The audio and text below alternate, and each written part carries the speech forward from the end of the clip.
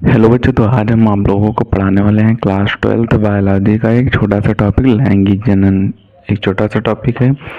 तो अगर आपके एग्जाम में लैंगिक जनन के 1 नंबर में परिभाषा पूछती है तो आपको कितना लिखना है पहले आप वो देख लें, क्योंकि 1 नंबर में ज़्यादा पूछी जाती है। तो 1 नंबर में पूछती है तो आपको लिखना है कि 2 प्रकार के युग्मकों के निर्माण और संलयन के दौरान नया जीन बनने की क्रिया लैंगिक जनन कहलाती है। तो इतना आपको 1 नंबर में लिख देना है, और अगर ज़्यादा नंबर में पूछे थे तो आपको ये पूरा लिखना है। तब इसे समझते हैं।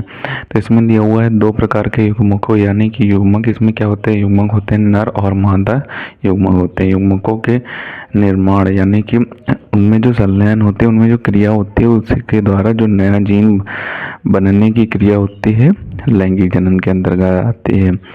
अब लैंगिक जनन में 2 युग्मक की आवश्यकता होती है, और अलैंगिक जनन में एक ही जनक द्वारा युग्मक बनाया जा सकता है।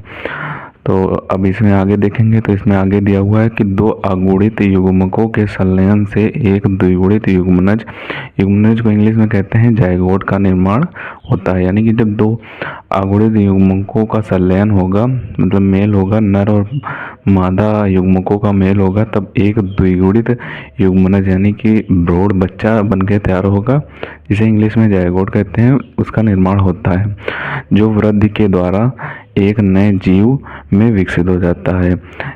जैसे जैसे उसमें वृद्धि होती रहेगी वो एक नए जीव में बन के तैयार हो जाएगा। और आगे देखते हैं, अगर आपको बड़ी डिफिनीशन लिखनी है, 2 नंबर में पूछा जाए तो आपको बड़ी डिफिनीशन लिखनी है, और बड़ी डिफिनीशन लिखने के लिए आपको इस तरह से पैराग्राफ स्टार्ट करना है। तो आगे दिया हुआ है लैंगिक जनन का प्रमुख लक्षण यह है कि इसमें भाग लेने वाले युग्मक विपरीत लिंग वाले होते हैं। यानी कि इसमें जो भाग लेते हैं युग्मक, 2 युग्मक होते हैं, नर और मादा युग्मक, उसमें जो जिनके लिंग होते हैं वो विपरीत होते हैं। जीव अर्थात नर तथा मादा जीव द्वारा उत्पादित होते हैं। यानी कि इनमें नर और मादा में विपरीत लिंग होते हैं, जैसा कि आपको पता होगा। इनके द्वारा ही युग्मक बन के तैयार होता है, और नर एवं मादा युग्मकों के संलयन की क्रिया निषेचन कहलाती है। अब जब इनमें संलयन होगा वो जो क्रिया होती है उसे निषेचन कहते हैं। निषेचन के द्वारा ही हमारा एक द्विगुणित युग्मनज का निर्माण होता है, जैसा कि इसमें दिया हुआ है।